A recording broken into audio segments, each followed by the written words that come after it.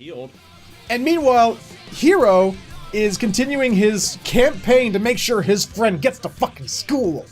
Yeah, this guy needs to listen to him, because I think there might be a moment of truth that he's going to be forced to go to school because his friend is a psychotic murderer, and he just wants his friend to go to school. His friend does not want to go to school because these other kids are bullying him. So eventually he does convince him. Hero convinces his buddy to come to school, and these kids are about to bully him, and Hero ain't having any of that. He breaks this guy's arm almost and turns him into his bitch, basically. Yeah, forces an apology out of him. Forces him. And when, they're like, we better see you on the roof after school. What was his name? Amada? The kid who's being bullied? Does he have a name? Yeah, he said his name. They said his name a couple of times when they're trying to bully him. That's another name that I can't remember. So, the friend, he basically says, I wonder if they're on the roof. And Hero's just like, let's go find out. Let's go on the roof and find out. And so he systematically murders all the guy's bullies as they're picking up chicks. Yeah, they're not on the roof. He goes, he has to point out how powerful he is. Like, yeah, I can see 10 kilometers away. No, I can see things up to 100 kilometers away. Fire my bung accurately from 10 kilometers away. And it's just like, here's these, suddenly binoculars. He's like, look at they're over there picking up those chicks. He's like, where? He's like, to the right. He's like, where? And then all of a sudden, he's still looking through his binoculars, frantically trying to find the bullies, because all of a sudden he starts hearing Hero go, bang, bang, bang, bang, and he just flips over, and all the bullies are laying there dead. Yeah, and all the teenage girls have PTSD. Yeah. So they're walking home, and finally his friend kind of grows some balls a little bit. Yeah, he grows some balls, and he's like, I can't be associated with anybody that's just murdering people for no real reason. And Hero's like, okay. Well, no, he doesn't even go, okay. He like, the kid actually tries to, like, delude himself. He's like, you've changed since you become a robot. And Hero's like, you've known me all my, forever. Yeah, I've been this all my life. You've known that. You shouldn't be surprised. And he's like, I didn't sign up for this shit. Nope. And he says, our friendship's over, begins to walk away. He's like, don't ever come to my house again. And as he's walking away, Hero just goes, you better be coming to school tomorrow. Yeah, he's like, it's fine that we're not friends any longer, but you better go to school. And finally, for the first time in the series, it shows Hero with some emotion. Because even though it's happened, his friendship's over, and he's acting cool and calm about it, he even randomly walks into a house afterwards and murders another family. And then it's almost like hate murder, because it wasn't like before where it was like, where he tortured them before he killed them. I don't even think he feels hate, man. No, it wasn't. It was he was finally feeling something, because he didn't torture this family before he murdered them. He went in, murdered them, and then as he walks back out, again, he didn't do his systematic torture to feel alive or anything like he did before. Then he sees these two boys running by, and he's gonna kill them. And he realizes they're just best friends playing, and he decides not to do it. So he walked into that house, murdered that family because he was literally upset. Well, he murdered the dog first too. He did, and he's a monster. He did, yeah, he is a monster. But I think even the show realizes, and this is my problem with the show, the best villains are empathetic to some reason. You can actually go, these are bad people, but you know what? I can almost, in a sense, feel for them in some small way, or see their side, their side of it, their point of view. This kid is a monster, and I think they realize that they're trying to put some emotion in the character. No, I think he's just a sociopath, and the writer's really nailing it. So it's impossible for a normal person to have any empathy for a sociopath. Well, no, I'm not saying I'm having empathy with the character. I'm saying that's part of the problem, is that the story is weak. Problem. That he's so much of a fucking psychopath that you can't feel for this character. Like, if this character dies at the end, they kill Hero, you're not going to care. You're just going to go, thank God. The animated world didn't need that psychopath in the world.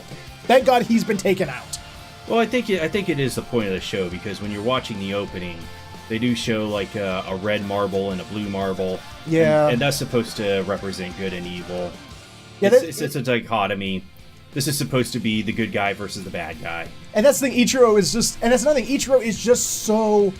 Like I said, Robot Jesus. He's so good. There is nothing bad about this guy. He cries for the dead. He finds out he has healing powers and immediately runs to a hospital. He is... And, meanwhile, Hiro finds out he has these powers and immediately goes, everyone I want to die is going to die. Well, the only thing that he doesn't... He wouldn't kill his friends. No. Is what he said. Anybody else, I don't care about. I'll kill them. Now, the only thing that would annoy me about this show, and I said this while we were watching it, is, okay, Ichiro's family hates him. They're complete scumbags to him. And he's going around, he's a robot now, and he's going to dispense justice. He's got all these cool powers and everything. The only thing that's going to annoy me is if later down the line his family decides, you know what, our dad's cool. He's really cool. We like him now. Yeah, if they try to make the if there was an actual redemption arc for the family where they didn't know he was a robot but they slowly started to like him anyway, I could go for that. Well, maybe if they did kind of like build them up as starting to appreciate him, but not in in a moment where Ichiro's saving somebody and they just happen to see that or something, and they're like, "Oh, our dad's a superhero. That's so cool." Yeah, that would be awful. That would be awful. So I'm not sure that's going to happen though, because this is 11 episodes, and it's flying through. It's just breakneck speed. So we'll see what happens. That was episode 3. Yeah, I want to. I was kind of impressed with the animation this episode. I want to see these two get together and have a fight. Yes, when that happens, that's going to be amazing.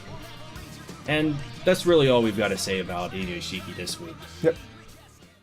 Number 2 for the week was Ancient Magus' Bride.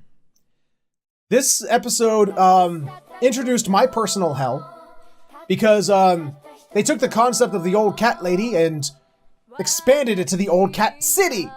Old cat city. Yeah. You know what? I think this should be the internet's favorite episode because it's just all cats. All cats everywhere. And they talk. Yes, and they talk, and they have different personalities, and there's even one who's just like, that actually kind of cracked me up a little bit. What was Jasper? So I like Jasper. He was actually a cool little cat. He's I don't know why, but he kind of cracked me up. For the first time in the series, and this is why this is so high on the list, is that it finally feels like this show's getting some direction. They're actually introducing characters of some significance and some importance. The only problem was it was right at the end. Yeah, it was right at the end. I do want to shout out the... Which X-Men movie was it from? First Class?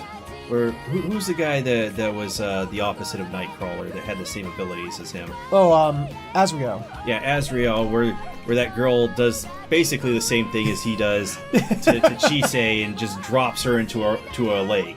Yep. And so Chisei is finally starting to be given the chance to understand her mage's powers. She's finally getting the chance to understand the world that she's, entered into. Mm-hmm. And she's basically being asked to cleanse this curse, this cursed area, this cursed thing. Because these cats, they talk about, like, cats literally have 9 lives in this world. They're reincarnated each time. They get a little bit older, a little bit wiser. And at some point in their past, it's so far back that even though they have 9 lives, they barely remember it. There was a dude who would murder cats for the sake of murdering cats. And it's really, I think the cats are evil.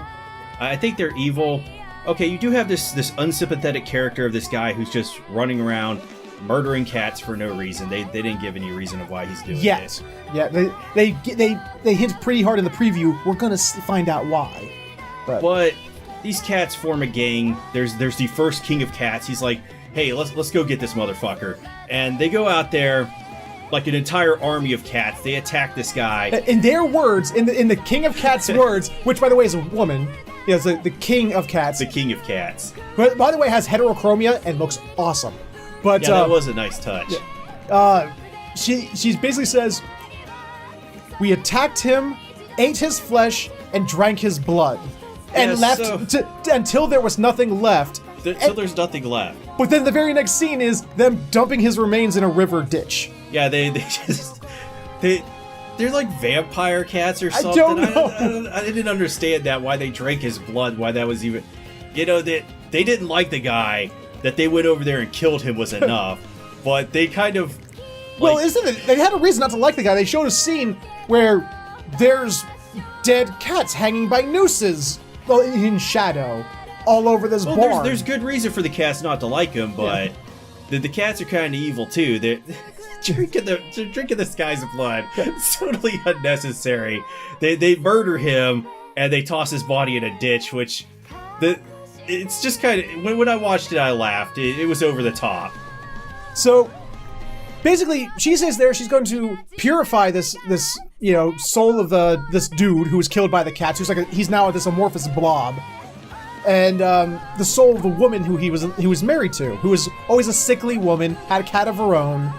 As something happened, we don't know what, and basically the soul of the sickly woman asked Chisei to kill them both, purify us and kill us, or vice versa. And so Chisei, remember, this is a woman who's been on the verge of killing herself. She's actually thought about killing herself. There's a lot of death, like the concept of death in this show, like of self-death. Like in the last episode, the dragon accepting death like he wasn't going to die. Like his life could have gone on, but the caretaker put the seed in his body so that a tree would grow from his living body. This woman, her soul, she's asking to die, and Chisei is someone who was told, Isn't she already dead? Chisei? No, the Well, her soul is bound there. It's like she's still... Oh, she's just like, wipe me out. Yeah. Purify me. Yeah. Go to the next world. Yeah. Yeah. And everyone keeps telling her, live your life, love life, the exact opposite of what she wanted to do with her life, yet through now, in her life, she's being asked to either accept other people's deaths, other people's suicides, or assist in them. And it's this weird dichotomy she has to go through. She just needs to talk with Kenshin. So, and then at the end, we're met with our I'm assuming the series' first antagonists, who apparently are very familiar with Are they Elias. antagonists though? Because we haven't established that Elias is a good guy. Well, I say antagonist in the sense that the main characters of Chisei and Elias are the protagonists of the story. Yeah. So, it's kind of obvious what was going to happen, because randomly when they're walking with the cats say, well, thank goodness you're mages and not sorcerers, for no reason. They're like, well, why? Because we hate sorcerers. It's kind of a racist moment for the cats. They just don't like sorcerers. Yeah, and then these two sorcerers show up at the end, and they're very familiar with Elias, and they basically tell Elias, like, what aren't you going to tell Chisei about the true fate of all sleigh beggies? Yeah, so this is a point I'm really interested in, because they haven't even really explained what a sleigh beggy is. And that's why I'm excited for the next episode, because it looks like this series is going somewhere now. Yeah, we're getting some plot development, which we didn't have beforehand. There's no... Well, it was world development before. Oh, yeah, they got the world building, but we don't know what's going on. Yeah, and it looks like starting with the next episode, we're going to get some idea of what's going on. And I'm looking forward to it. This episode was... Like I said, it was just kind of fun to watch because these very weird cats. And I liked it. And they know what they're doing. So, definitely this was our second favorite episode of the week. And that means we're moving on to our favorite episode of the week. And for our last episode this week, probably the best episode of any of these shows that have aired so far, Land of the Lustrous, Hoseki no Kuni. This show's killing it now. It is. They are really getting into the meat and potatoes of this world, of the characters. And it's but while still leaving some mystery behind it, and it's really nice what they're doing. Chisei, I'm sorry, I said Chisei. Foes is the only one who could talk to this weird little slug mutant thing. Yeah, they have these little. They're handling the comedy so well in this show. Yes.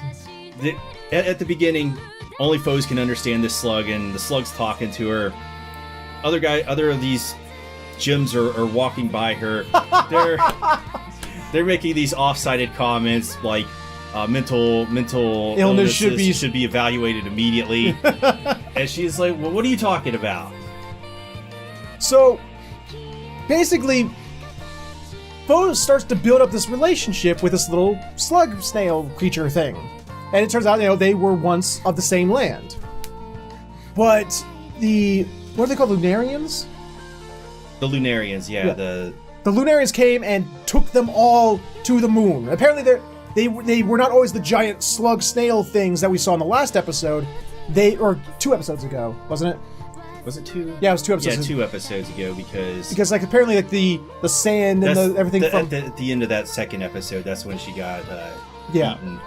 It's like apparently being taken to the moon, the nutrients of the moon engorged them and made them huge and fat and stupid. And by being back on wherever they are, I think it's insinuated that it's Earth. They actually insinuate it's Earth way in the future. Yeah, there's some, let's see, dialogue about how these people got split into 3 different. Yeah, because was it flesh? The soul, episode is bone? called. Yeah, the episode is called Soul, Flesh, and Bone. Yeah, so there's some exposition about that. Normally I don't like big exposition info dumps, but it had a big one there. Yeah, it was like half the episode, really, and I don't know how this author does it, but I think they're taking it like word for word from the manga because this is adapted from a manga. I don't know how she does it, but she's really good at this sort of thing. Just fantastic. It's a myth, really. That's what it is. A myth about how they came to be, the gems, and how this slug came to be. Because she takes her. She's like, I know somebody that's just like you, and so she takes her down to the ocean, and they're under the ocean. She doesn't need to breathe. Nope. Because they're immortal. Yeah. So the slug transforms, and I didn't kind of catch it at first. I didn't realize that the slug was this new thing, and as it went on, it made it apparent. But she's talking to her about all this mythology about the world, and I really like this mythology. It's fantastic. It kind of really sucks you in. Most other shows would not handle this as well because they've also got this great soundtrack going on in the background. Yes. By the way, the scene leads up to the top 10 anime betrayals. Yes. Oh my god. Like, it's not. This character never gives you any hint that this is. It's like that's one of the best part of a betrayal. You never see it fucking coming. Yeah. When it fools both the audience and the character involved. So this is fantastically written. That's all I can say about it. I mean, it's just Foes is under the water with, I can't even remember the slug's name. The slug it's King blah blah blah blah blah blah. But again, But again, it's like it's like King whatever the fuck, and it's another female character. Mm-hmm. She even points out the physicality differences between them because she has jumblies that are. She has the bounciest boobs in the world. Like she comes straight out of a Dead or Alive game or Tekken. Yeah, Dead Alive beach volleyball or whatever it's called. Because they're just like under the water, all over the place. And she's like this. She's like Ursula from Little Mermaid, but if she was hot pink. And Ursula, if she was hot. Well, that too. Yeah, she wasn't bad looking. Yeah, but it actually leads to a very good betrayal, and the mythology about that this the planet they exist on was once inhabited by these creatures known as humans. Humans. Yeah, these weird things, and they were and. Without going into it, it's like I said, it sounds like they're setting up that this world is beyond the extinction of humanity, and the mythology was really nicely told, especially with the most beautiful visuals while they're telling it. Yeah, it's just I can't believe it. The show is all CG. Well, there's some 2D things in it if you catch them, but it's not much. It's the studio is mostly known for doing 3D CG, and it just looks gorgeous. So definitely the pick for us this week, and we both agree you got to see this series. This episode specifically is continuing to keep it on the top of our love charts. Yeah, and since they're immortal, I'm just gonna say it: Diamond is forever. So guys, something we're going to start starting right now is we're going to start a little bit of a community segment, a little question of the week. We want your answers to it, and every week we'll read we'll pick our select favorites from them and read them right here on the episode. This episode, we're going to start with something a little, but this is both generic anime question, but also somewhat specific to this season, fall 2017. Now, there's a lot of anime that came out this season. We're talking specifically of the 5 we like the most. The ones we decided to invest our time in. But there are others out there. Yeah, there's like 40-some shows airing this season. So, if there's a series, an anime that you have the highest hopes for this season, what is it? What is the series you have the highest hopes for this season? That's what we want to know. We'll give our answers. Me specifically, I still think that by the end of the season, Ancient Magus' Bride is going to pull it out. It's going to prove to be the best anime of this season. It started slow. It built its world. It still has more to build. It's now building its characters while building the world at the same time. I think come the end of it, it's going to blow everybody away. Okay, so this is a tough answer for me because I did say in the previous episode I really like Huseki no Kuni, the Land of the Lustrous. I still love it, but I have to agree with you here. I'm kind of torn between the two. Yeah. I can't make a decision on it. I'm kind of breaking the rules here, I guess. So I'm looking forward to both of these each week. Okay, so those are our answers. Put your answers in the comments below. We'll read off our favorites in the next week's, and then we'll come up with another question. But for now, guys, thank you all so much for being here. Thank you all so much for hanging out, and we will see you all next time.